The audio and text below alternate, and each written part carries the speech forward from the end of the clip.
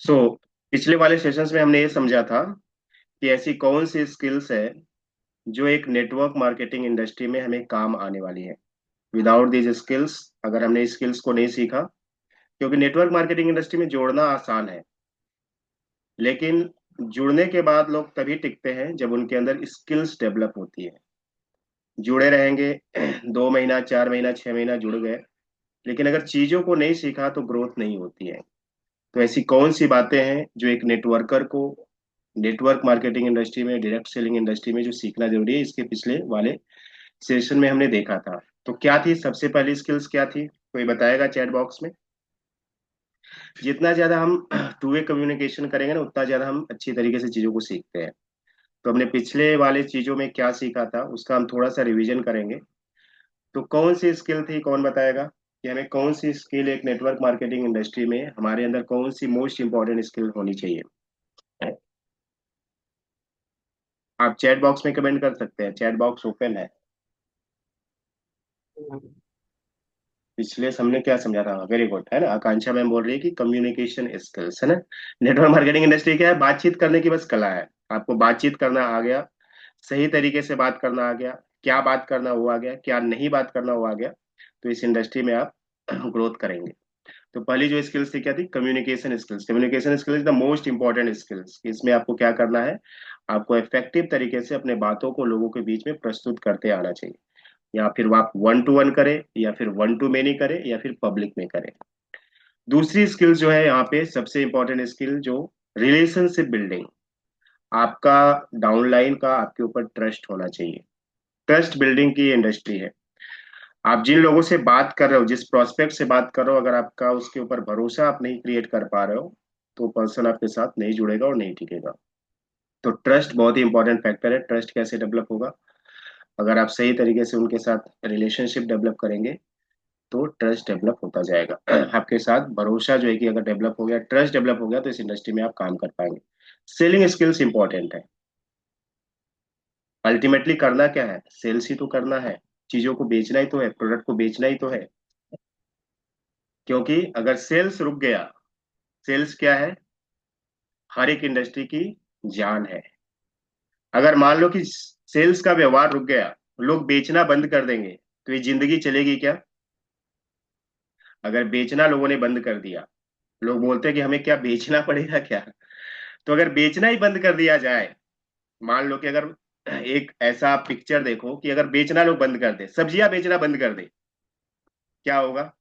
Ration बेचना बंद कर दे, क्या होगा? अगर बेचना वाला व्यवहार, लेन देन का जो व्यवहार है, वो सिस्टम अगर खत्म हो जाए, तो जिंदगी क्या हो जाएगी? खत्म हो जाएगी। तो बेचने की कला आपके अंदर होनी चाहिए कि आप अपनी प्रोडक्ट को, अपने सर्विसेज को कैसे आप लोगों के बीच में बेच पाए। ये मोस्ट इंपॉर्टेंट स्किल है ना। ये सारी स्किल्स क्या है? बहुत ही इंपॉर्टेंट स्किल्स है, जिसके ऊपर काम करना है। एक दिन में नहीं डेवलप होती है। आप सोचोगे कि मैंने आईडी क्रिएट कर लिया, और आईडी अभी तक रेड है, और हमने आईडी ग्रीन भी नहीं की है, लेकिन मेरा कुछ हो ही नहीं रहा है। कैसे होगा? आपको आईडी क्रिएट करने के साथ क्या करना है? आईडी को ग्रीन करना है, प्रोडक्ट को यूज करके देखना, और प्रोडक्ट का प्रमोशन करना। जब आप प्रमोशन करोगे, तब रास्ते में सारी चीजें आपको समझ में आएगी। जब आप अपनी प्रोडक्ट को जब लोगों को बताओगे, तब आपको समझ में आएगा कि आपकी बातचीत करने की पद्धति कैसी है। आपके लोग सामान आपकी बातों को सुन रहे हैं या नहीं सुन रहे हैं, आपसे प्रोडक्ट लेने के लिए कन्विंस हो रहे हैं या नहीं हो रहे हैं। तब आपको समझ आ रहा है। अगर नहीं ले रहे, इट मीन्स दैट कि आप सही सही तरीके से बातचीत नहीं कर पा रहे हैं। अगर आपसे प्रोडक्ट नहीं ले रहे, इसका मतलब क्या है? कि आपके साथ रिलेशनशिप प्रॉपर नहीं बिल्ड कर पा रहे हैं आप लोगों के साथ। सामान आप नहीं, आपका सामान नहीं बिक रहा है, इट मीन्स दैट आपके अंदर सेलिंग की क्वालिटी नहीं है ना? आप प्रॉपर तरीके से सेल्स नहीं कर पा रहे हैं। आपको पब्लिक स्पीकिंग आनी चाहिए, प्रेजेंटेशन स्किल्स आनी चाहिए। वन टू वन आप कितना बात करोगे? अगर मान लो कोई एक ग्रुप मिल गया, आपको ऑर्गेनाइजेशन मिल गया जहां 20, 25, 50 लोगों के बीच में आपको अपनी बातों को रखना है, तो आप कैसे रख पाओगे अगर आपको, आपके अंदर पब्लिक स्पीकिंग की क्वालिटी नहीं है? आपको प्रेजेंटेशन बनाते नहीं आता है, आप वीडियो के फॉर्म में लोगों को प्रेजेंट नहीं कर पाते हो, ऑडियो के फॉर्म में प्रेजेंट नहीं कर पाते हो, स्लाइड्स के फॉर्म में प्रेजेंट नहीं कर पाते हो, अपनी बातों को लोगों के बीच में प्रेजेंट नहीं कर पाते हो अच्छे तरीके से, इफेक्टिव तरीके से, तो क्या होगा? लोग सुनेंगे तो, लेकिन आपके साथ जुड़ेंगे नहीं। सुन लेंगे आपकी बात, लेकिन आपके साथ नहीं जुड़ेंगे। क्यों? क्योंकि आपने उन्हें सही तरीके से अपनी बातों को प्रेजेंट उनके बीच में नहीं कर पाए।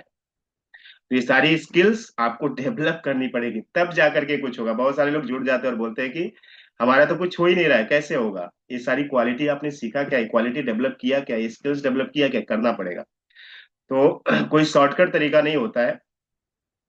पर्सनल ब्रांडिंग, आपकी लोगों के बीच में इमेज होनी चाहिए, है सोशल मीडिया प्रेजेंस होना चाहिए आपका। आपको देख करके, आपके हाव भाव से, आपके कपड़ों से, आपके जो है कि बिहेवियर से, है ना, लोगों को समझ में आना चाहिए कि इस बंदे के अंदर कुछ तो क्वालिटी है, कुछ तो दम है, इसकी बात में कुछ तो दम है।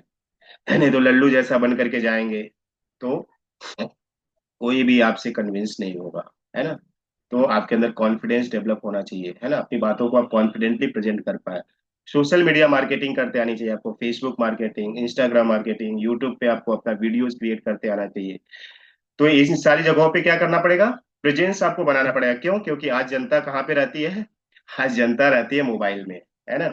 सुबह जैसे ही सवेरे लोग उठते हैं तो सबसे पहले किसका दर्शन करते हैं? मोबाइल भगवान का। किसका दर्शन करते हैं? आजकल लोग जैसे ही उठते हैं ना तो सबसे पहले उनके हाथ में कौन से भगवान आते हैं? मोबाइल भगवान, है ना। मोबाइल भगवान क्या मालूम रहता है, लेकिन देखते जरूर है ना। मोबाइल भगवान का दर्शन जरूर करते हैं। उठते बराबर मोबाइल भगवान का दर्शन करेंगे। आजकल तो लोग वॉशरूम में भी मोबाइल लेकर के जाते हैं। जाते हैं, नहीं जाते हैं? वॉशरूम में भी मोबाइल लेकर के, आज आदत हो गई लोगों की। जब तक वॉशरूम में मोबाइल लेकर के जाएंगे नहीं तब तक उनका कार्यक्रम होगा ही नहीं। तो इतना इसमें लोग घुसे पड़े हैं, और आप कहाँ पे हो? अगर आप इसमें नहीं घुसोगे, आप मोबाइल के अंदर नहीं घुस करके आप अपना बिजनेस करोगे, तो आपका बिजनेस क्या हो जाएगा? छूट जाएगा। तो आपको मोबाइल में घुसते आना चाहिए, क्योंकि लोग मोबाइल में घुसे हुए हैं, है ना। तो आप उनके मोबाइल में घुस करके आप अपना बिजनेस किस तरीके से कर पाएंगे? अगर आपको सोशल मीडिया मार्केटिंग नहीं आएगी तो कैसे करेंगे? नहीं कर पाएंगे, है ना। आपको डिजिटल मार्केटिंग के बेसिक नॉलेज तो होना चाहिए। बेसिक बेसिक नॉलेज आपको डिजिटल मार्केटिंग का होना चाहिए। आपको क्या होना चाहिए? आपके अंदर लीडरशिप क्वालिटी होनी चाहिए। एज ए लीडर आपको अपनी बातों को प्रेजेंट करना है। आपको देख करके आपकी डाउनलाइन को लगना चाहिए कि जिस लीडर के साथ मैं जुड़ा हूँ, जिस अपलाइन के साथ मैं जुड़ा हूँ, ये अपलाइन जो है कि मेरा हर जगह सपोर्ट करता है, हेल्प करता है, बहुत ही अच्छा अपलाइन है ना। मेरा कोई प्रॉब्लम है तुरंत के तुरंत सॉल्व करता है। तो ये क्वालिटी आपके अंदर होनी चाहिए कि लीडरशिप क्वालिटी, की आपके डाउनलाइन को कहीं पे भी प्रॉब्लम आए, किसी भी जगह पे प्रॉब्लम आए, उसका आपको हाथ पकड़ करके क्या करना है? उसकी प्रॉब्लम को सॉल्व करना है। उसका प्रॉब्लम हो कि उसको जो है कि केवाईसी में दिक्कत आ रही हो, उसकी प्रॉब्लम हो उसका pan card account number update करने में दिक्कत आ रही हो, उसने प्रोडक्ट परचेज किया हो लेकिन उसका प्रोडक्ट डिलीवर नहीं हो रहा हो, उसको प्रोडक्ट परचेज करने में दिक्कत आ रही होगी, उसको ऐप यूज करने में दिक्कत आ रही होगी। आपको कॉल कर रहा है और आप उसका फोन ही नहीं रिसीव कर रहे। आपको कॉल कर रहा है, आप उसको बोल रहे हो कि 1 घंटे बाद बात करता हूँ, और आपने उसको फोन ही नहीं किया। फिर दोबारा कॉल करता है तो आप बोलते हो कि अगले दिन बात करूंगा। फिर अगले दिन भी आप नहीं बात करते हो, तो आपके साथ जुड़ेगा क्या? नहीं जुड़ेगा। ये छोटी छोटी चीजें हैं, है ना। आगे बढ़ने के लिए बहुत बड़ी बड़ी चीजें नहीं करनी पड़ती है। लोगों को लगता है क्या कि हमें सक्सेसफुल बनने के लिए बहुत बड़ी बड़ी चीजें करनी पड़ेगी। नहीं नहीं नहीं नहीं, बहुत बड़ी बड़ी चीजें नहीं करनी पड़ती। छोटी छोटी चीजें करनी पड़ती है आगे बढ़ने के लिए। छोटी छोटी चीजों को हमने किया ना तो हम बहुत तेजी से आगे बढ़ सकते हैं। लेकिन आप सोचोगे मैं बड़ा, मुझे करना बड़ी बड़ी चीजें करना है, तो कभी भी आगे आप नहीं बढ़ पाओगे, क्योंकि बड़ा आप कर ही नहीं पाओगे, है ना। तो छोटी छोटी चीजें से ही लोग आगे बढ़ते हैं। टाइम मैनेजमेंट, है ना, टाइम, टीम मैनेजमेंट है। टाइम मैनेजमेंट बाद में, टीम मैनेजमेंट है ना। आपको टीम को मैनेज करते हुए आना चाहिए। आपकी 1,000 की टीम बन गई, 10,000 की टीम बन गई, 5,000 की टीम बन गई, 2,000 की टीम बन गई, 100 लोगों की टीम है, उसको आप कैसे मैनेज करोगे? वो मैनेजमेंट आपको आना चाहिए। टाइम मैनेजमेंट है, टाइम मैनेजमेंट बहुत इंपॉर्टेंट। सवेरे 7 बजे ट्रेनिंग हो रही है तो आपको अटेंड करना है, टाइम निकालना पड़ेगा, है ना। टाइम अपने से नहीं निकलता, आपको टाइम निकालना पड़ता है। 8:30 बजे की ट्रेनिंग है तो अटेंड करना पड़ेगा, आपको समझना पड़ेगा क्या चीज सिखाई दे रहा है। आपको सिस्टम ही नहीं समझोगे, प्रोसेस नहीं समझोगे तो क्या कर पाओगे? नहीं कर पाओगे। कंसिस्टेंसी के साथ सारी चीजें करनी है। ऐसा नहीं कि एक दिन किया, दूसरे दिन नहीं किया, तीसरे दिन किया तो चौथे दिन नहीं किया, फिर एक हफ्ते नहीं किया, फिर किया। तो उससे नहीं होता है। कोई भी चीज क्या है, लगातार करने से होता है। कौन है रे? लगातार कौन है? कर। माइंडसेट एंड पर्सनल डेवलपमेंट, आपका माइंडसेट होना चाहिए इंडस्ट्री में, टिके रहने का माइंडसेट होना चाहिए। किस इंडस्ट्री में मुझे टिक करके कुछ दिनों तक काम करना है। ऐसा नहीं कि आप आए 6 महीने के बाद कुछ नहीं हुआ चले गए। क्यों नहीं हुआ? क्योंकि आपने कुछ सीखा ही नहीं, कुछ किया ही नहीं, आए ही नहीं, प्रॉपर ट्रेनिंग ही नहीं लिया, और आप बोलो कि हाँ मैं तो यहाँ सिस्टम में जुड़ा था लेकिन मेरा तो कुछ हुआ ही नहीं, क्योंकि आपका उस तरीके का माइंडसेट ही नहीं बन पाया। तो आपको अपना माइंडसेट बनाना पड़ेगा, आपको पर्सनल डेवलपमेंट करना पड़ेगा, है ना। ये सारी चीजें हमने सीखा था कि एक क्वालिटीज है जिसके ऊपर हम काम करने वाले, एक नेटवर्क मार्केटिंग के अंदर एक क्वालिटी होनी चाहिए।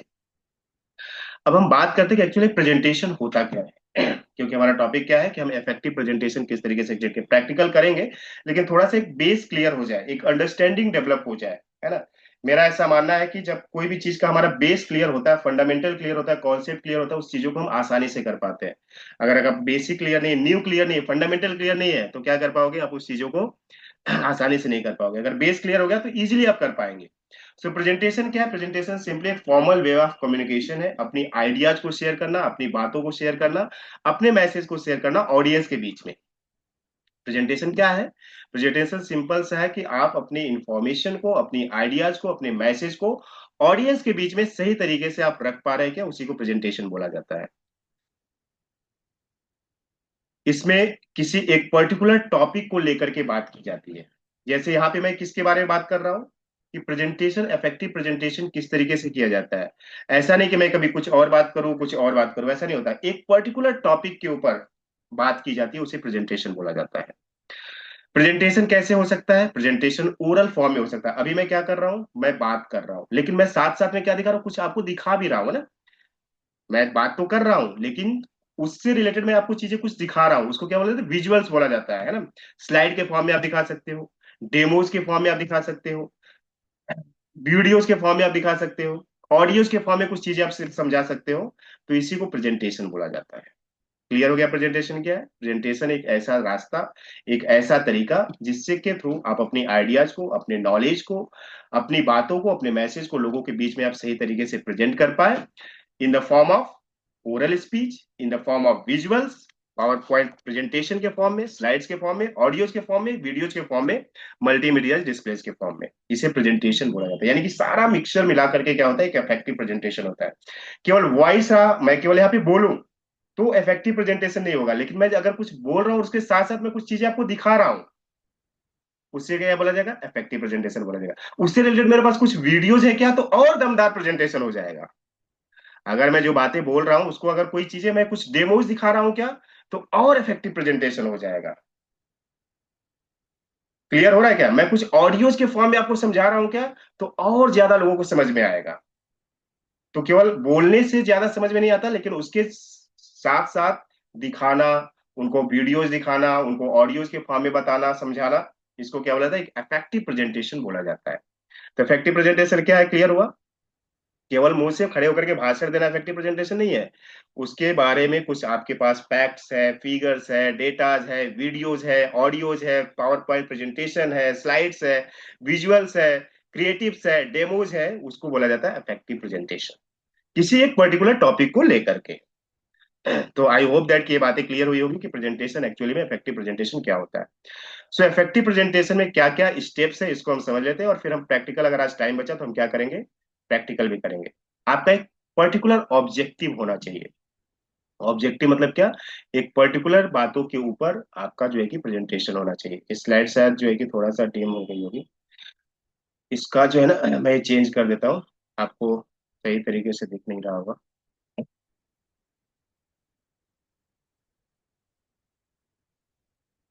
एक सेकंड में ले रहा हूँ, इसको थोड़ा चेंज कर रहा हूँ।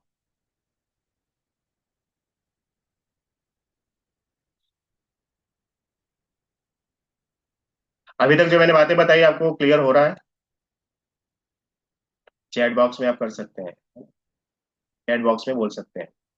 अभी तक यस जितनी सर। बातें बताई कि आपको क्लियर हुआ? Yes sir. तो आपका एक ऑब्जेक्टिव होना चाहिए, एक पर्पज होना चाहिए कि किसी भी पर्टिकुलर टॉपिक को लेकर के आप लोगों के बीच में बात कर रहे हैं, तो क्या होता है, आपका एक ऑब्जेक्टिव होना चाहिए आपके प्रेजेंटेशन का। आपको अपनी ऑडियंस के बारे में मालूम होना चाहिए कि आपकी ऑडियंस कौन सी है। अगर मान लो कि यही प्रेजेंटेशन में बच्चों के लिए अगर लेता, तो ऐसे दिखाना पड़ता क्या, बच्चों के लिए अलग पीपीटी तैयार करना पड़ता, उसमें अलग जो है कि थीम देनी पड़ती, अलग विजुअल्स देने पड़ते, अलग टाइप के वीडियोस दिखाने पड़ते। तो आपकी ऑडियंस कौन सी है, वो आपको समझ में आना चाहिए कि आप कहाँ पे जा रहे हो प्रेजेंटेशन देने के लिए। उनका इंटरेस्ट आपको मालूम होना चाहिए, उनका नॉलेज लेवल कितना है। अब मान लो कि मैं यहाँ पे इंग्लिश में प्रेजेंटेशन देने लगूं, तो बहुत सारे लोगों को हो सके इंग्लिश समझ में ना आए, तो इफेक्टिव प्रेजेंटेशन होगा क्या? अगर मैं यहाँ पे बंगाली में बात करने लगूं, तो इफेक्टिव प्रेजेंटेशन कहलाएगा क्या? तो आपकी ऑडियंस कौन सी है उसका आपको नॉलेज होना चाहिए कि जो इस ऑडियंस के लिए मैं जो प्रेजेंटेशन ले रहा हूँ, मैं बातें करने वाला हूँ, वो मुझे मालूम होना चाहिए कि हिंदी में समझ पाएगी या इंग्लिश में जो है कि ज्यादा कंफर्टेबल होगी। अब मान लो कि मैं यही केरला में चला जाऊं, साउथ में चला जाऊं और मैं हिंदी में बात करूं, तो इफेक्टिव प्रेजेंटेशन होगा क्या? नहीं होगा। क्यों? क्योंकि वहां की ऑडियंस क्या है, इंग्लिश लैंग्वेज समझती है। तो आपकी ऑडियंस आपको समझ में आनी चाहिए कि जब आप ये प्रेजेंटेशन कर रहे हो तो आपकी ऑडियंस कौन सी, उनका बैकग्राउंड क्या, उनका इंटरेस्ट क्या, उनका नॉलेज लेवल कितना है, ये आपको मालूम होना चाहिए। बच्चों के लिए ले रहे हो या फिर यंगस्टर्स के लिए ले रहे हो या फिर फीमेल के लिए ले रहे हो या मेल के लिए ले रहे हो?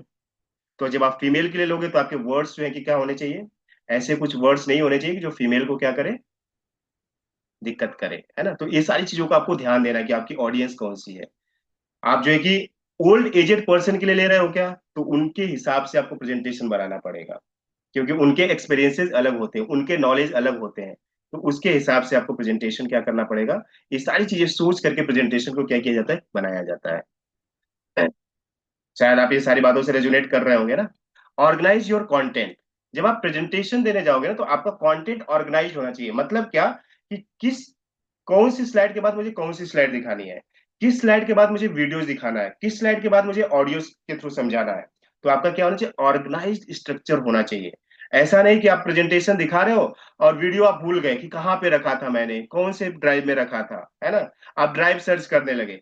तो आपका जो है कि प्रेजेंटेशन के जो कंटेंट है, ऑडियोज, वीडियोज, पीपीटीज, डेमोज, क्या होने चाहिए, एक जगह ऑर्गेनाइज्ड होने चाहिए कि दिखाते समय आपको ढूंढना ना पड़े, उस पे टाइम वेस्ट न जाए आपकी ऑडियंस का। नहीं तो ऑडियंस 1 मिनट भी डिले पसंद नहीं करती है।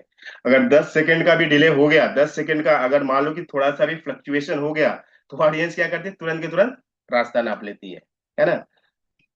तो आपका इतना, इन सारी चीजों की समझ होनी चाहिए कि मेरे जो कंटेंट है प्रॉपर वे में ऑर्गेनाइज होना चाहिए, कि मेरा पीपीटी प्रॉपर तरीके से होना चाहिए, कहाँ पे रखा हुआ है, किस पीपीटी के बाद, किस स्लाइड के बाद मुझे ऑडियोज दिखाना है, किस के बाद जो है कि मुझे वीडियोस दिखाना है, किसके बाद मुझे डेमोज दिखाना है, किसके बाद मुझे फैक्ट्स, फिगर्स, डेटा के बारे में बात करना है, कौन सी स्लाइड के बाद कौन सी स्लाइड होनी चाहिए, कौन सी स्लाइड के बाद कौन सी स्लाइड होनी चाहिए, सारी चीजों का आपको क्या होना चाहिए, अंडरस्टैंडिंग होना चाहिए, अपने कंटेंट को ऑर्गेनाइज करना है। और क्या करना है, काम की बातें लग रही है या नहीं लग रही है? ऐसा तो नहीं कि काम की बातें नहीं है ये सब? सर बहुत इम्पोर्टेंट है सर, बहुत ही है, इम्पोर्टेंट। ये काम की है या बेकाम की है? ये सारी चीजें हमें सर दिस सीखनी इज चाहिए या नहीं सीखनी चाहिए? Sir this is very important sir actually. है ना। हाँ। Yes yes. आपकी जो ओपनिंग होनी चाहिए, दमदार होनी चाहिए।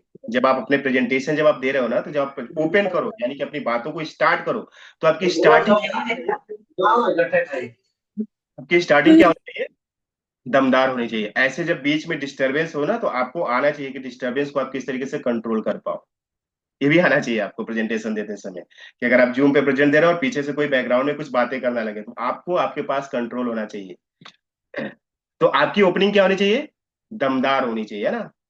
रेलेवेंट होनी चाहिए। जब आप ओपनिंग करो तो कोई, अगर आप स्टोरीज के थ्रू आप स्टार्ट कर रहे हो तो स्टोरी भी क्या होनी चाहिए, आपके टॉपिक के रेलेवेंट होनी चाहिए। नहीं तो बात कुछ और कर रहे हो, स्टोरीज कुछ और बता रहे हो, बात कुछ और कर रहे हो, वीडियोज कुछ और दिखा रहे हो, बात कुछ और कर रहे हो, वीडियोज कुछ, ऑडियोज कुछ और बता रहे हो। तो ऐसा नहीं होना चाहिए, है ना। आपकी ओपनिंग क्या होनी चाहिए, दमदार होनी चाहिए। आप जो है कि एक स्टोरी से आप ओपनिंग कर सकते हो, आप कुछ फैक्ट एंड फिगर्स के साथ ओपनिंग कर सकते हो, आप कुछ सरप्राइजिंग एलिमेंट के थ्रू आप ओपनिंग कर सकते हो। तो ये समझेंगे कैसे किया जाता है, क्या किया जाता है। लेकिन अभी हम क्या समझ रहे हैं, एक स्ट्रक्चर समझ रहे हैं कि इफेक्टिव प्रेजेंटेशन में क्या क्या स्टेप्स पे हमें ध्यान देना है। अगर हम प्रेजेंट कर रहे हैं बातों को, तो हमें कौन कौन सी बातों पे हमें ध्यान देना है। क्लियर विजुअल्स, आपकी जो इमेजेज होनी चाहिए। अभी जैसे मेरे को देखा, अभी मैंने देखा कि मेरा क्या देखा, प्रेजेंटेशन जो है कि वो वाला पार्ट नहीं दिख रहा, तो मैंने क्या किया, अपना थीम तुरंत चेंज कर दिया, बैकग्राउंड चेंज कर दिया। तो आपके विजुअल्स क्लियर होने चाहिए, लोगों को दिखना चाहिए, है ना। जो इमेज लगा रहे हो, इमेज क्लियर इमेज होनी चाहिए। ऐसा नहीं फटाफटा कुछ भी इमेज लगा दिया, है ना। इमेज क्लियर होनी चाहिए, विजुअल्स क्लियर होने चाहिए, आप उसमें ऑडियोज क्लियर होने चाहिए। अगर मान लो कि आपकी प्रेजेंटेशन में कोई ऑडियो है तो क्लियर होना चाहिए, विजुअल्स है तो क्लियर होना चाहिए। तो ये सारी चीजों पे आपको ध्यान देना है। इंगेजिंग लैंग्वेज, है ना। लैंग्वेज के बाद पे हमने ऑलरेडी बात किया कि अगर आपकी ऑडियंस जिस लैंग्वेज में है, कंफर्टेबल है, उस लैंग्वेज में आपका क्या होना चाहिए, प्रेजेंटेशन हो चाहिए। बहुत टेक्निकल टर्म्स आपको नहीं यूज करना है, कि ऐसी ऐसी जो है कि वर्ड्स नहीं यूज करना है कि जो आपके ऑडियंस समझ ही नहीं पाए।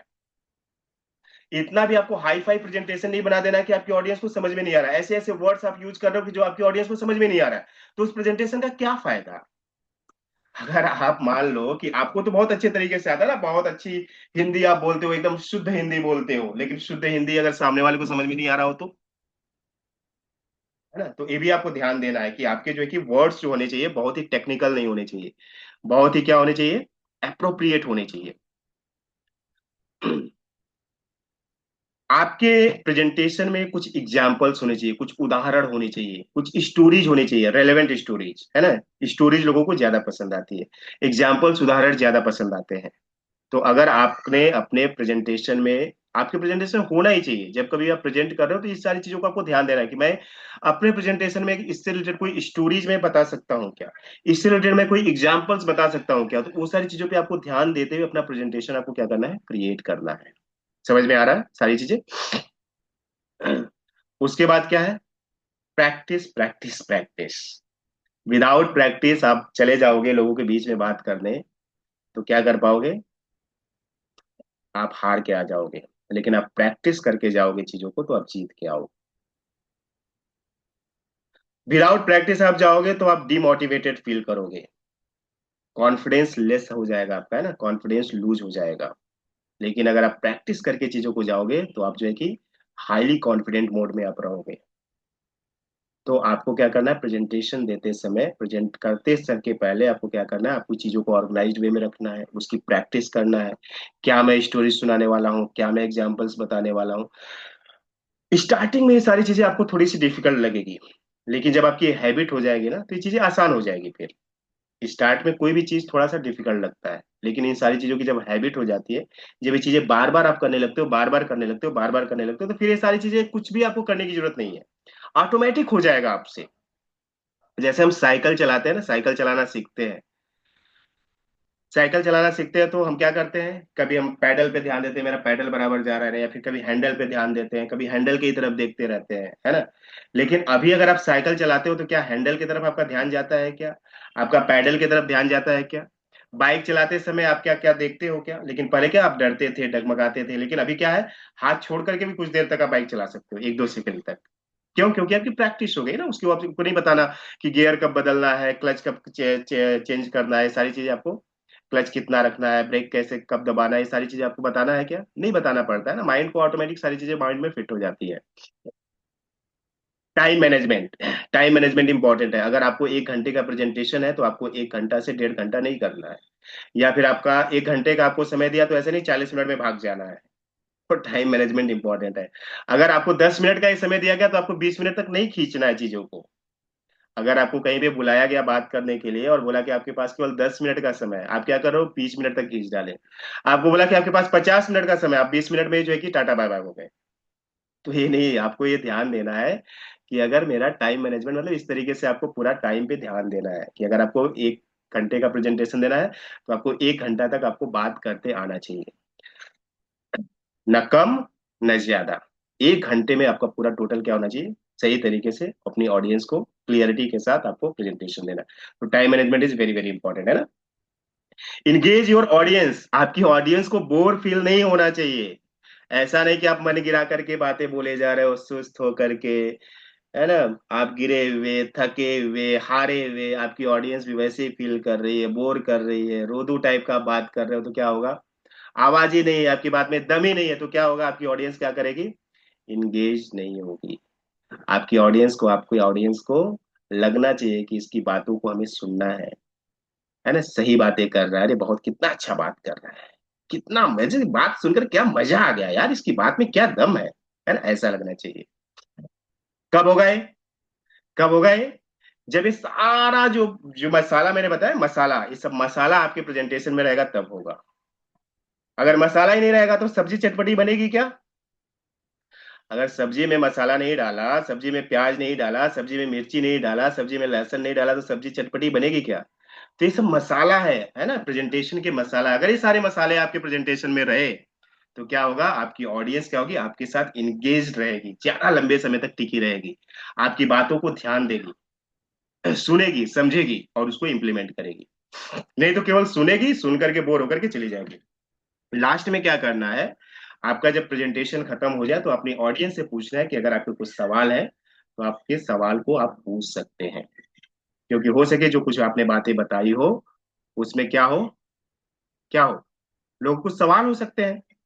तो आपको क्या करना है, अपने सवाल को एड्रेस करना है कि ये अभी तक जो भी बातें मैंने बताई उससे रिलेटेड अगर आपका कोई सवाल है तो आप अपने सवाल को यहाँ पर पूछ सकते हैं।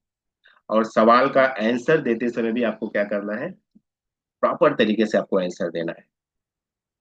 कितने लोगों का यहाँ तक आपको मेरे साथ, कितने लोगों की बातें लगी कि हाँ काम की है, मतलब की है, इन बातों का हमें जो है कि अच्छा ये जो बातें बताई, क्या है नेटवर्क मार्केटिंग है वेस्टेज में ही काम आएगी क्या? केवल वेस्टेज में काम आएगी? हर जगह काम आएगी। अगर आप जॉब कर रहे हो वहां पे काम आएगी, अगर आपका कोई बिजनेस है तो वहां पे काम आएगी, अगर आप जो है कि टीचर्स हो, अगर आप जो है कि रियल एस्टेट में हो, अगर आप नेटवर्क मार्केटिंग में हो, अगर आप स्टूडेंट हो तो वहां पे भी काम आएगी। प्रेजेंटेशन देना पड़ता है ना स्टूडेंट्स को भी, है ना, ग्रेजुएशन कर रहे हो वहां पे भी काम आएगी, हर जगह काम आएगा। ये स्किल्स आपने डेवलप कर लिया तो काम आएगा, लेकिन यहाँ पे तो काम आना ही है ना। ये सारी स्किल्स आपको आनी सीखनी पड़ेगी। क्लियर हो रहा है क्या? अच्छा, ये जो अभी हम क्या करने वाले हैं ना, कुछ इंटरेक्टिव सेशंस बनाने वाले हैं यहाँ पे। ऐसा नहीं कि केवल जो है कि एक ही पर्सन यहाँ पे बात करेगा। हम कुछ टास्क आपको देने वाले हैं। टास्क ऐसा रहेगा कि आपको अपना 10 मिनट का प्रेजेंटेशन क्रिएट करना है। टास्क कैसा रहेगा, 10 मिनट का प्रेजेंटेशन क्रिएट करना है, जैसा हो सके, अच्छा हो बुरा हो, है ना, खराब से खराब हो, बेकार से बेकार हो, लेकिन आपको बनाना है। और बना करके क्या करना है, यहाँ पे 10 मिनट उसके बारे में बात करना है। कौन रेडी है? अगले बार से, अभी से नहीं, अगली बार से जितने भी लोग यहाँ पे सुन रहे हैं उनसे मैं बात कर रहा हूँ। धनराज सर बोले हाँ, करेंगे तभी हम सीखेंगे। देखो, तीन तरीके के लोग होते हैं। सुनने वाले तीन तरीके के होते हैं, श्रोता तीन तरह के होते हैं। एक श्रोता कौन सा होता है, जो सुनता है। श्रोता कौन सा होता है? पहला श्रोता होता है जो सुनता है, बातों को सुनता है। अभी यहाँ पे कुछ बातें चल रही ना, तो लोग सुन रहे हैं। दूसरे श्रोता कौन से होते हैं, जो सुनते हैं और समझते हैं। सुन तो रहे हैं लेकिन समझ भी रहे हैं साथ साथ में। तीसरे श्रोता कौन से होते हैं, जो सुनते हैं, समझते हैं और करते हैं।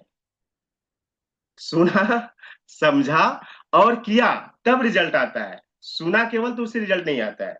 सुना और समझा तो उससे भी रिजल्ट नहीं आता है। आपने समझ लिया है ना, मैंने बताया, आपने समझ लिया कि हाँ एक इफेक्टिव प्रेजेंटेशन में ना ये चीजें होनी चाहिए, ऐसा ऐसा होना चाहिए, तो उसका क्या करोगे, होना चाहिए तो। जब तक उसको आप करोगे नहीं, जब तक आप बनाओगे नहीं, जब तक आप बना करके दिखाओगे नहीं, जब तक आप फील्ड में उतरोगे नहीं, तब तक उसका कोई मतलब नहीं है। सुना और समझा तो कोई मतलब नहीं है ना। सुना, समझा और इम्प्लीमेंट किया, तब क्या होगा, रिजल्ट कैसा होगा, अच्छा होगा, बेस्ट होगा, अप्रिसिएबल होगा। लोग बोलेंगे कि हाँ इसने जो है कि इसको कुछ हो रहा है।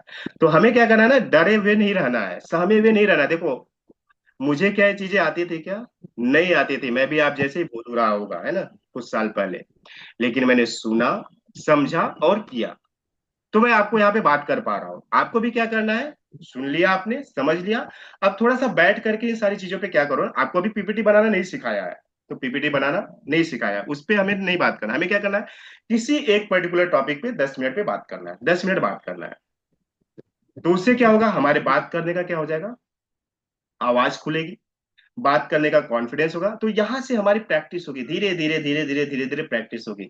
फिर हम बड़े स्टेज पे बात कर पाएंगे, 10, 20, 25, 50, 100, 500, 1000, 2000, 5000, 10,000 लोगों के बीच में भी बात कर पाएंगे।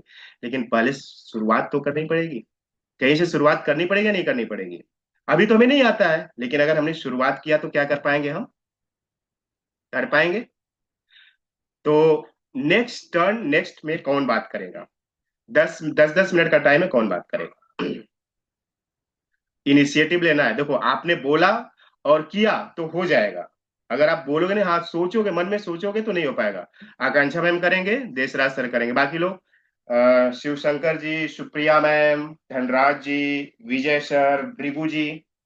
आपका क्या, भृगु जी करने को तैयार है? ओके। तो जब अगली बार जब होगा ना, तो हम क्या करेंगे ना, सबसे पहले आकांक्षा मैम को लेंगे और देशराज सर को लेंगे, है ना। पहले आकांक्षा मैम का टर्न रहेगा, फिर दोबारा देशराज, तो दोनों लोगों का टर्न रहेगा। उसके बाद जो है कि हम नेक्स्ट स्लॉट लेंगे बाकी लोगों का, तब तक हम पीपीटी भी बनाना सीख जाएंगे, है ना। तो फिर जो नेक्स्ट वाले लोग लगाएंगे उनके लिए और अच्छा हो जाएगा। उनके लिए क्या हो जाएगा, अच्छा पीपीटी के माध्यम से आप बता पाओगे।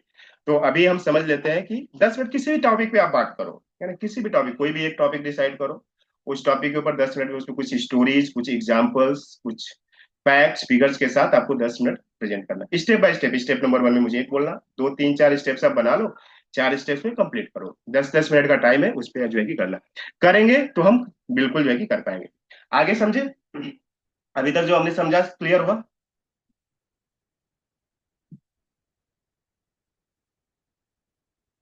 अब टूल्स हम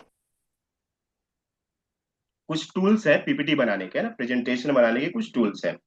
तो पीपीटी बनाने के कौन कौन से टूल्स हैं? तो तीन चार ही टूल्स है ना, बहुत ज्यादा टूल्स नहीं है। तो आपको क्या करना है, सभी टूल्स सीखना है क्या? सभी टूल्स सीखने की जरूरत नहीं है। एक टूल्स पे अगर आपने कमांड हासिल कर लिया तो आपके लिए बेस्ट है। तो एक होता है माइंड मैप प्रेजेंटेशन। जो ये प्रेजेंटेशन मैं यूज कर रहा हूँ ये क्या कहलाता है? माइंड मैप प्रेजेंटेशन कहलाता है। इस प्रेजेंटेशन का क्या नाम है? Mind map presentation. Mind mapping के थ्रू प्रेजेंट करना चीजों को, उसे माइंड मैप प्रेजेंटेशन बोला जाता है। दूसरा तरीका क्या है, कौन सा टूल्स है दूसरा? Canva presentation. कैनवा एक टूल है जिसके थ्रू आप अपना प्रेजेंटेशन जो है कि अच्छे तरीके से आप तैयार कर सकते हैं। इजी है, बहुत सिंपल है, बहुत सस्ता है, बिना पैसे वाला है। यहाँ पे जो भी आपको टूल्स बताया जा रहा है ना, एक भी पैसा आपको नहीं लगने वाला। पैसा की बात ही नहीं, खर्चा ही नहीं करना आपको। खर्चा कहाँ पे करना है? ये सारी चीजों को सीखने में आपको अपनी टाइम का खर्चा करना है। 10 मिनट, 15 मिनट, 20 मिनट, 25 मिनट आपको केवल समय देना है। समय दिया तो सीख जाएंगे, कर पाएंगे, अच्छे तरीके से कर पाएंगे। तीसरा टूल्स है, that is called as Google slide presentation. Google भी एक जो है कि टूल प्रोवाइड करता है जिसे कहा जाता है गूगल पीपीटी कहा जाता है, गूगल स्लाइड प्रेजेंटेशन, उसके थ्रू भी आप प्रेजेंटेशन बना सकते हैं। और चौथा टूल्स क्या है, that is MS office power point presentation. ज्यादातर लोग क्या यूज करते हैं? MS office power point presentation use करते हैं। लेकिन ऑनलाइन का जमाना है, आजकल ऑनलाइन का जमाना है ना। मान लो कि आपको कहीं आप गए और आपके पास जो पीपीटी बनाया था मान लो कि आपके कंप्यूटर में था और आप भूल गए, है ना, या फिर कहीं मिसप्लेस हो गया, तो आपने क्या कर लिया, ऑनलाइन जमाने में अगर आप हो तो कैनवा में अगर पीपीटी बना लिया आपने, कहीं पे भी गए, इंटरनेट को सर्च मारा और जो है क्या कर लिया, पीपीटी आपका तैयार है, आप प्रेजेंट कर पाओगे। माइंड में प्रेजेंटेशन बना लिया आपका, जो है कि ऑनलाइन इंटरनेट ओपन किया और आपका पीपीटी रेडी है, आप बोलना स्टार्ट कर दोगे, है ना। तो हम क्या सीखने वाले हैं? कैनवा प्रेजेंटेशन सीखने वाले हैं। कैनवा के थ्रू पीपीटी कैसे बनाया जाता है। और बाद में माइंड मैप प्रेजेंटेशन भी सीखेंगे। ये दो प्रेजेंटेशन अगर हमने सीख लिया तो समझो कि बहुत कुछ सीख लिया, है ना। तो कैनवा प्रेजेंटेशन क्या होता है? कैनवा एक टूल है जिस टूल के थ्रू क्या किया जाता है, पीपीटी बनाई जाती है। कैसे बनाई जाती है? तो सिंपली आपको क्या करना है, आपको गूगल पे जाना है। कहाँ पे जाना है? गूगल पे जाना है। और गूगल पे क्या लिखना है? कैनवा लिखना है, CANVA। क्या लिखेंगे आप लोग? कैनवा आ जाएगा। थोड़ा सा मेरा लैपटॉप स्लो है तो आ जाएगा, है ना।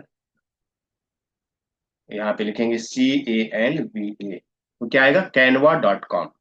वेबसाइट का क्या नाम है? canva.com।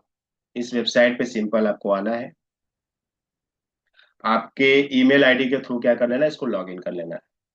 अपना ईमेल आईडी डालोगे, वो क्या हो जाएगा, इसमें लॉग इन हो जाओगे। तो कैसा दिखता है? ऐसा दिखेगा, वो आपको थोड़ी देर में खुलेगा। थोड़ी देर में खुलेगा, ऐसा दिखेगा ना, दिख रहा है सभी लोगों को? आज थोड़ा सा हम बेसिक समझेंगे और फिर आगे वाले में हम समझेंगे कि पीपीटी कैसे अच्छे तरीके से बनाता है। तो इस तरीके से कैनवा जो है कि ये टूल्स इस तरीके से दिखता है। देखो इसमें क्या क्या बना सकते हो, बहुत कुछ बना सकते हो आप। यूट्यूब का थंबनेल बना सकते हो आप, है ना, प्रेजेंटेशन बना सकते हो, सोशल मीडिया पोस्ट बना सकते हो, वीडियोज आप क्रिएट कर सकते हो, अपनी वेबसाइट बना सकते हो आप, बहुत कुछ कर सकते हो इसमें आप। तो हमें क्या करना है, अभी हमें क्या सीखना है? हम सीख रहे हैं पीपीटी कैसे बनाया जाए। तो हम क्या करेंगे, यहाँ पे जो सर्च बॉक्स, बड़ा सा एक बॉक्स दिख रहा है ना, इसमें हम क्या लिखेंगे? पीपीटी। क्या लिख देंगे? पीपीटी। लिख दिया, एंटर कर देंगे इसको। तो देखो बहुत सारा क्या होगा ये पीपीटी का, यहाँ पे फॉर्मेट दे देगा आपको। क्या दे देगा? फॉर्मेट दे देगा। इसमें से जो फॉर्मेट आपको पसंद है, अच्छा इसमें देखो, ये जो यहाँ पे जो क्राउन टाइप का दिख रहा है ना आपको, एक प्रो दिख रहा है, एक पेड वाला है। तो हमें पेड नहीं यूज करना है, हमें क्या यूज करना है? फ्री वाला यूज करना है। तो अभी देखो ये जैसे फ्री वाला है, ये फ्री है, इसमें कहीं क्राउन बना हुआ है क्या? नहीं बना हुआ है। तो ये फ्री वाले हैं, तो हमें फ्री वाला यूज करना है, क्यों पेड में जाएंगे, क्यों पैसा खर्चा करेंगे जब फ्री वाली चीजें मिल रही है हमें, तो हम पेड क्यों लेंगे? फ्री वाला ले लेंगे, फ्री वाले में यूज करेंगे। तो यहाँ पे बहुत सारा टाइप का आपको क्या मिल गया, टेम्पलेट्स मिल गया। इसे क्या बोलते हैं, इसे टेक्निकल लैंग्वेज में इसे क्या बोलते हैं, टेम्पलेट्स बोलते हैं। ये बहुत सारे आपको क्या मिल जाएंगे, टेम्पलेट्स मिल जाएंगे। जो टेम्पलेट्स आपको अच्छा लगा उस टेम्पलेट को आपको क्या करना है, यूज करना है। जो टेम्पलेट आपको अच्छा लगा उस टेम्पलेट को क्या करना है, आपको सेलेक्ट कर लेना है। तो सभी अच्छे हैं, ऐसा मतलब कि ये नहीं है।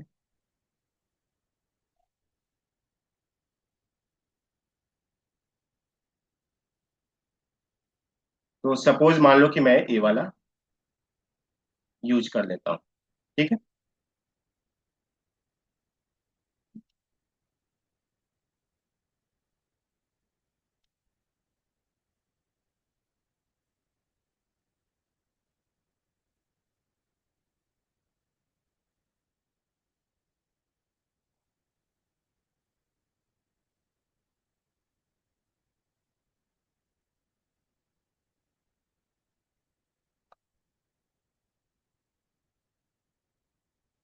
तो मैंने ये सेलेक्ट कर लिया।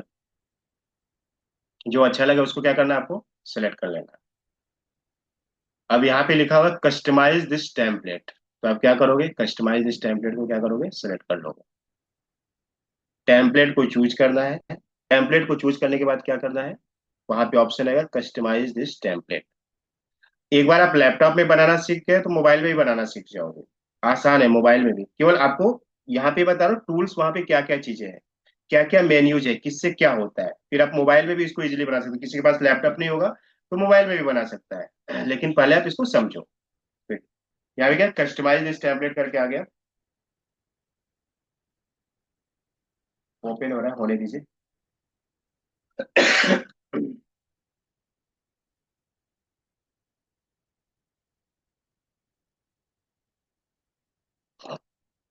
यहाँ तक समझा। canva.com पे जाना है आपको, पीपीटी लिखना है सर्च बॉक्स में। जो आपको पीपीटी पसंद आए उस पीपीटी को क्या कर लेना है, यूज कर लेना है।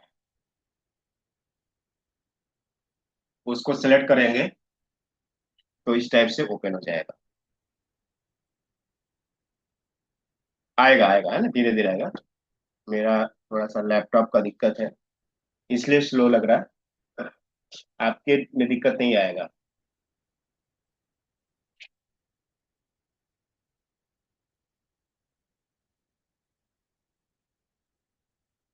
तो कुछ टूल्स हैं, उस टूल्स के माध्यम से हम क्या कर सकते हैं, इफेक्टिव प्रेजेंटेशन हम बना सकते हैं।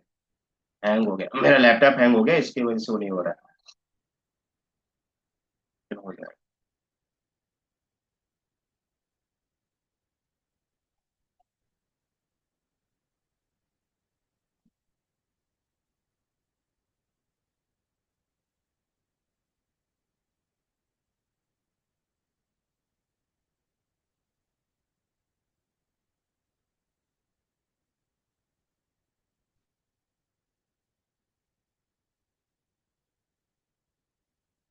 अब देखिए यहाँ पे ये ओपन हो गया।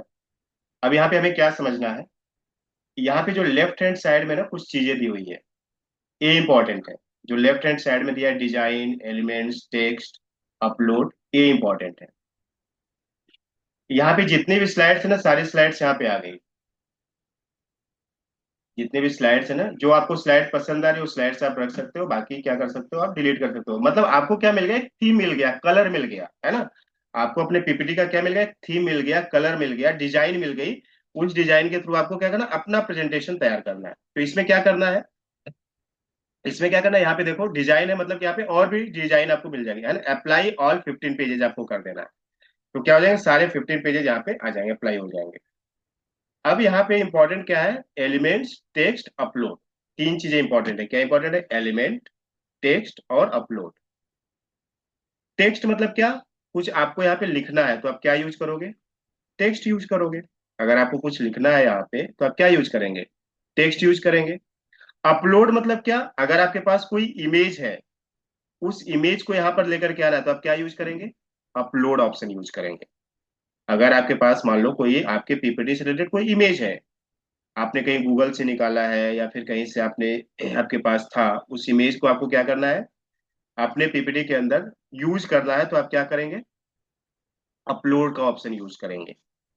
एलिमेंट्स मतलब क्या होता है, कुछ एक्स्ट्रा चीजें है ना, जैसे कई बटन्स आपको लगाना है, कुछ आपको जो है कि कुछ एक्स्ट्रा चीजें अगर आपको ऐड करनी है तो कहाँ पे जाओगे आप, एलिमेंट्स में जाओगे।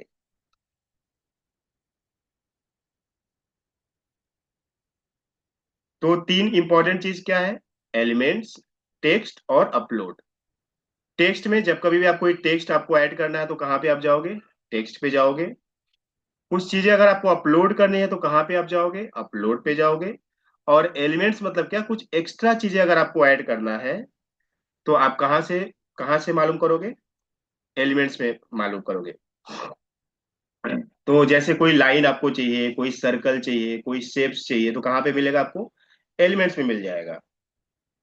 कोई बटन्स चाहिए, है ना, तो कहाँ पे मिल जाएगा, एलिमेंट्स। जैसे इस देखो शेप्स मिल जाएंगे आपको, इस टाइप की बटन्स आपको मिल जाएगी, है ना। आपको कुछ और चाहिए तो आप यहाँ से ढूंढ सकते हो। कोई ग्राफिक्स आपको चाहिए, कोई छोटा सा आइकॉन चाहिए, तो कहाँ पे मिल जाएगा आपको, एलिमेंट्स में मिल जाएगा। तो ये तीन चीजें समझ में आई। टेक्स्ट मतलब क्या, कुछ टेक्स्ट ऐड करना है। अब मान लो मुझे इसमें कुछ एडिट करना है, सपोज यहाँ पे मार्केटिंग प्लान है, यहाँ पे मुझे ये नहीं चाहिए, ये जो ए लिखा है, तो यहाँ पे देखो जैसे मैंने क्लिक किया तो यहाँ पे डिलीट का ऑप्शन आ गया। मैं क्या करूंगा, इसको डिलीट कर दूंगा, मुझे नहीं चाहिए, मेरे काम का नहीं है, तो मैं क्या करूंगा, उसको नहीं ले। ये भी मेरे काम का नहीं है तो मैं यहाँ पे क्या करूंगा, डिलीट कर दूंगा। ये भी काम का नहीं है, लोगो काम का नहीं, मेरा खुद का लोगो चाहिए। अगर मान लो मेरा खुद का लोगो चाहिए तो मैं कहाँ से लाऊंगा, अपलोड से लाऊंगा, है ना। अब लोगो तो हमने बनाया होगा ना, तो वो अपलोड से हम क्या करेंगे, लोगो लेकर के आएंगे। अब यहाँ पे मान लो कि प्रेजेंटेड बाय पवन कुमार यादव लिखना है ना, पवन यादव लिखना है, तो मैं क्या करूंगा, यहाँ पे इसको क्लिक करूंगा और सिंपली लिख दूंगा प्रेजेंटेड बाय पवन यादव। तो जो भी आपको लिखना है आप क्या कर सकते हो, सिंपली आप लिख सकते हो। अब मार्केटिंग प्लान के ऊपर ही पीपीटी है, अब मैं यहाँ पे क्या कर रहा हूँ, क्रिएटिंग एन इफेक्टिव प्रेजेंटेशन।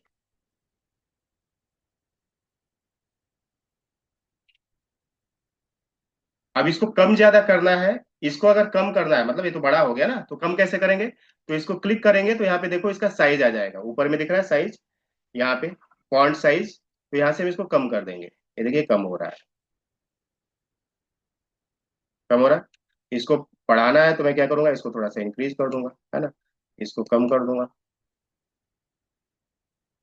तो इस तरीके से हम क्या कर सकते हैं, कम कर सकते हैं, बढ़ा सकते हैं इसको।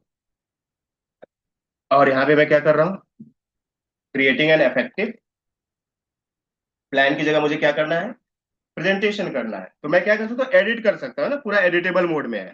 तो एक स्लाइड क्या हो जाएगी आपकी, तैयार हो गई। मेरा किसके ऊपर टॉपिक है, क्रिएटिंग एन इफेक्टिव प्रेजेंटेशन। तो मैं क्या करूंगा, इसको यहाँ पे मैं कर दूंगा, और इसका साइज मुझे क्या करना पड़ेगा, कम करना पड़ेगा। तो मैं क्या करूंगा, फॉन्ट साइज डिक्रीज कर दूंगा।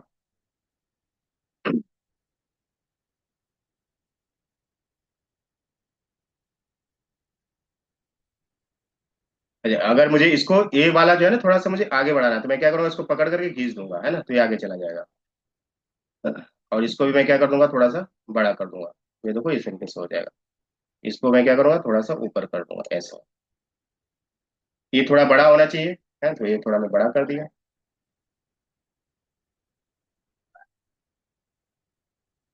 हो गई, एक स्लाइड डिजाइन हो गई। यहाँ पे पेज वन है, मुझे नहीं चाहिए, जो नहीं चाहिए मैं क्या करूंगा, डिलीट कर दूंगा।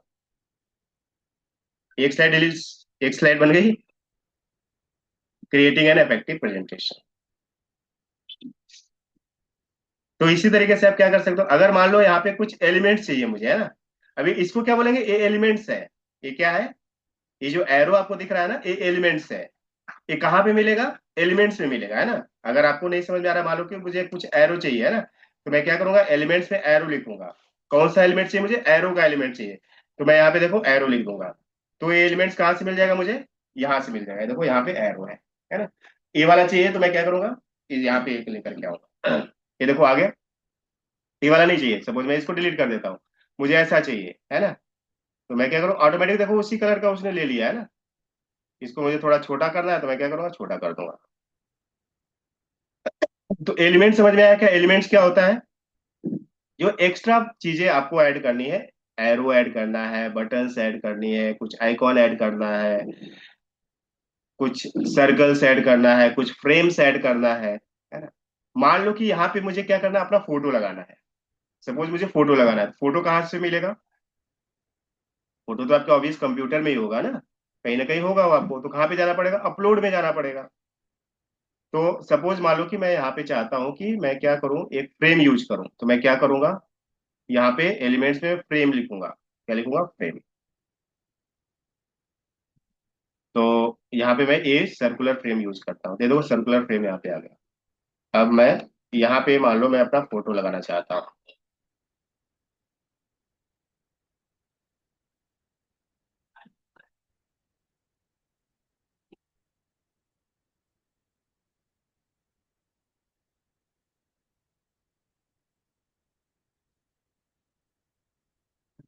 अब मैंने इस फ्रेम के अंदर मुझे फोटो चाहिए, तो मैं क्या करूंगा? अपलोड में जाऊंगा।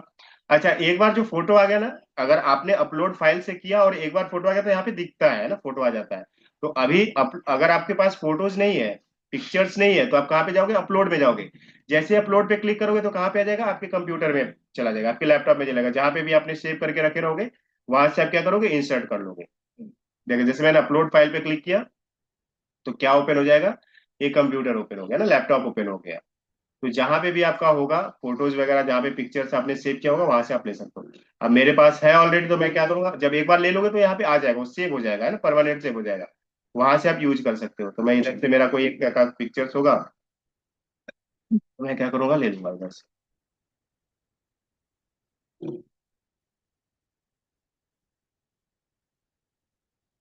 क्लियर हो रहा है क्या जो बता रहा हूँ? ऊपर ऊपर तो नहीं जा रहा?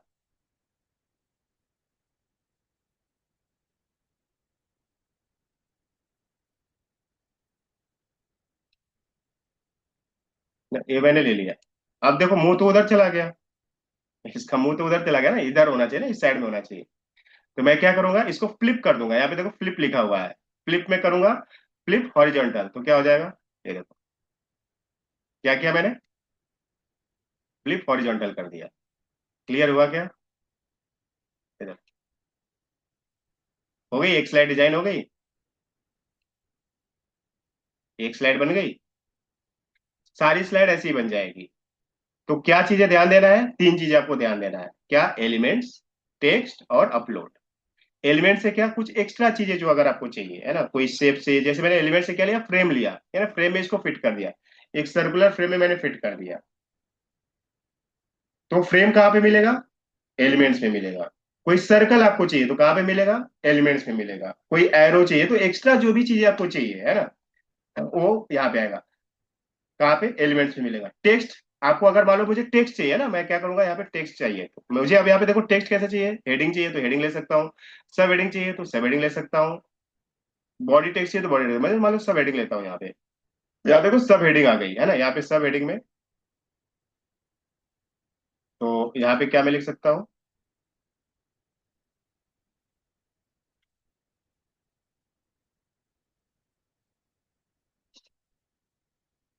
यहाँ पे जो भी आपको लिखना है लिख दो।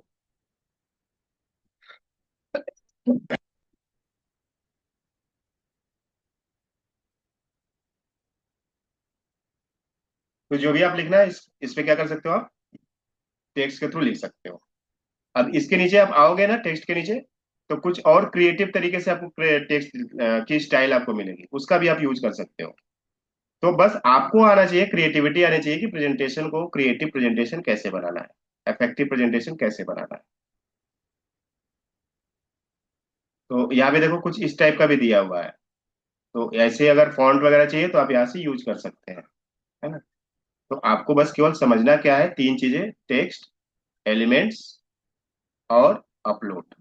तीन ही चीजें इंपॉर्टेंट, बाकी कोई चीज इंपॉर्टेंट नहीं है। बाकी सब तो ऐसे ही है, काम की नहीं है। टेक्स्ट, एलिमेंट्स और अपलोड, इन सारी तीनों चीज। अब इसमें मान लो कि अगर मुझे इसका कलर चेंज करना है, तो मैं कैसे करूंगा? अच्छा, कलर चेंज, तो यहाँ पे जैसे देखोगे ना, इसको करोगे तो यहाँ पे देखो कलर वाला ऑप्शन हाईलाइट हो गया। टेक्स्ट का कलर आप यहाँ से चेंज कर सकते हैं।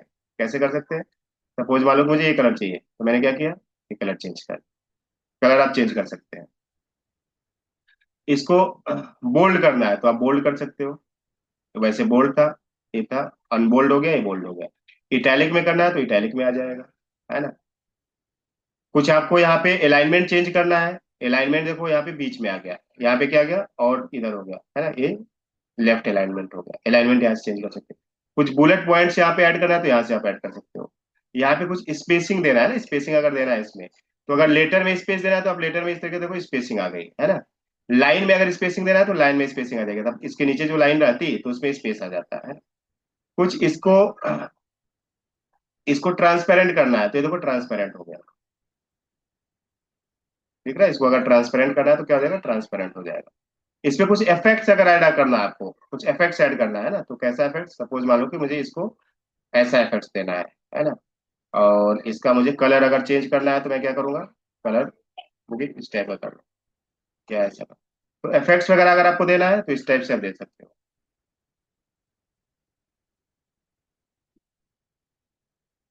ये देखो, मैंने क्या किया, उस पर इफेक्ट दिया ना कुछ, उस पर एक्स्ट्रा जो है कि हमने क्या किया, एक्टिविटी किया। तो यहाँ पे बहुत सारे इफेक्ट्स हैं, तो आपको जो इफेक्ट्स अच्छा लगे आप देख सकते हो। देखो कितना सुंदर हो गया, हुआ या नहीं हुआ। तो इस तरीके से आप इफेक्ट्स दे सकते हैं।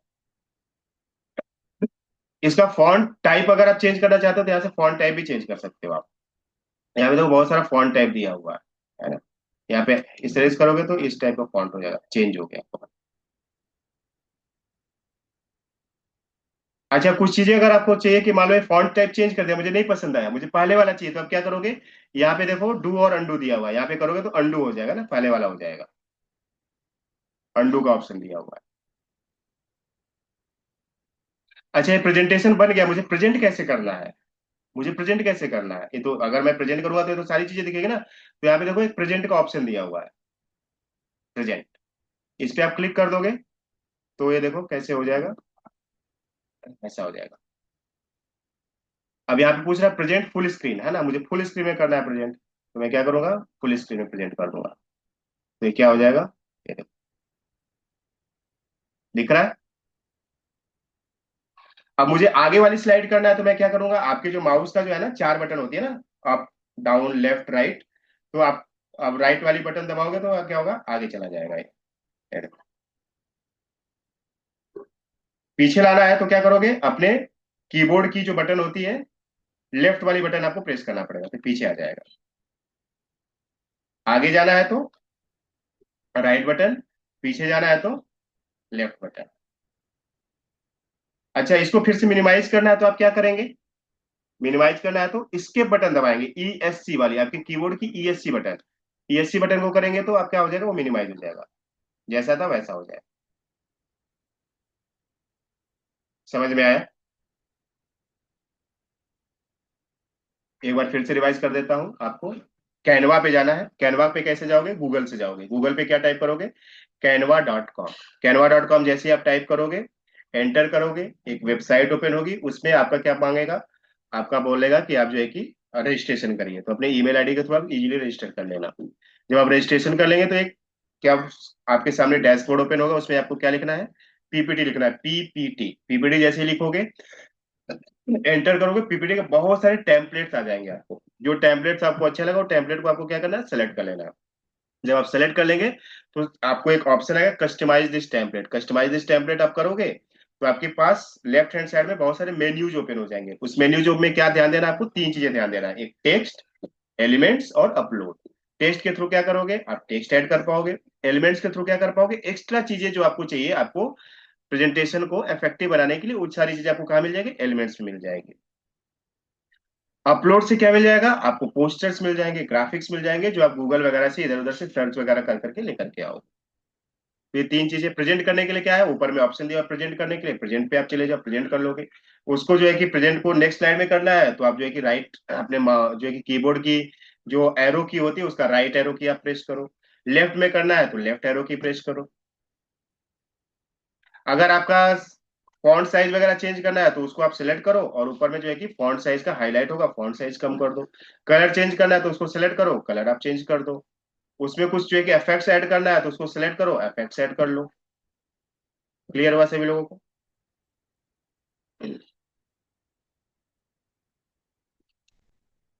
तो अभी तक हमने क्या सीखा, हमने सीखा कि नेटवर्क मार्केटिंग इंडस्ट्री में हमें हमारे अंदर कौन कौन सी स्किल्स होनी चाहिए। फिर हमने ये समझा कि एक इफेक्टिव प्रेजेंटेशन बनाने के लिए कौन कौन सी स्टेप्स होने चाहिए हमारे प्रेजेंटेशन में। और अभी हमने क्या समझा कि हम प्रेजेंटेशन का जो स्लाइड्स है हम कैसे क्रिएट करेंगे। तो उसके लिए हमने जो टूल्स यूज किया, that tool is Canva tool. Canva की मदद से हम क्या कर सकते हैं, एक इजी तरीके से सिंपल सा प्रेजेंटेशन हम डिजाइन कर सकते हैं। उसमें हमने कुछ टूल्स देखा, कुछ उसके मेन्यूज देखे, कुछ उसके ऑप्शंस देखे, और उसके अकॉर्डिंग हम क्या कर पाएंगे, अपना पीपीटी बना पाएंगे। क्लियर हुआ सभी लोगों को? हो पाएगा? तो यस आप सर। क्या करिए, एक छोटा सा पीपीटी सभी लोग तैयार करके देखो, है ना, छोटा सा करके देखो। कुछ दिक्कत आएगी तो हम नेक्स्ट वाले पार्ट में हम उसको कवर करेंगे। लेकिन करके देखना है ना, सुनना समझना है, लेकिन करना भी है। सुनोगे समझोगे और नहीं करोगे तो कुछ नहीं होगा। केवल सुना तो कुछ नहीं होने वाला, सुना और समझा तो भी कुछ नहीं होने वाला है, लेकिन सुना समझा और किया तो बहुत कुछ होने वाला है। वहीं से ड्रास्टिक चेंज होता है, वहीं से बदलाव आना स्टार्ट होता है। तो अभी कुछ अगर आपके सवाल होंगे तो आप पूछिए, अदरवाइज वी विल फिनिश। क्योंकि अभी पता है ना, टाइम इंपॉर्टेंट है ना, 1 घंटे में फिनिश हो जाना चाहिए आपकी बातें। उसके बाद क्वेश्चन आंसर सेशन होता है। तो हमने स्टार्ट किया 9 बजे, 10 बज गया, यानी कि टाइम क्या हो गया, टाइम के अकॉर्डिंग हमने क्या कर दिया, अपना पीपीटी फिनिश कर दिया, है ना, अपना प्रेजेंटेशन फिनिश कर दिया। अब आपके कुछ सवाल है तो आप यहाँ पे पूछ सकते हैं, इससे रिलेटेड कोई सवाल होगा तो आप पूछिए। लेकिन जिसका टर्न है नेक्स्ट में, तो उसको जरूर तैयारी के साथ आना, 10 मिनट का आपको बात करना। बात करेंगे तो आपका क्या हो जाएगा, कॉन्फिडेंस डेवलप होगा, आप इफेक्टिव तरीके से इस इंडस्ट्री में काम कर पाएंगे, और एक दिन अच्छे लीडर्स डेवलप आपके अंदर, लीडरशिप क्वालिटी डेवलप हो पाएगी। तो कुछ सवाल है? अगर सवाल नहीं है तो दो चीजें हो सकता है। क्या हो सकता है, या तो आपको सब समझ में आ गया, या फिर दूसरा हो सकता है आपको कुछ नहीं समझा। क्या मैं समझूं? मैं क्या समझूं? सवाल नहीं है तो इसका मतलब दो ही चीजें होता है, या तो सब समझ में आ गया, कोई सवाल नहीं है, या फिर कुछ नहीं समझा। जब समझा ही नहीं तो मैं क्या सवाल पूछूं? तो मैं पहला वाला समझूं कि सब समझ में आ गया। यही समझ करके हम क्या करते हैं, आज यहाँ पे लेक्चर को फिनिश करते हैं। Meet you in the next with some creative topic. So good night to all of you, all the best. चीजों को सीखिए, समझिए और आगे बढ़िए। Good night sir. Good night sir, thank you. Good night to all of you. Thank you sir.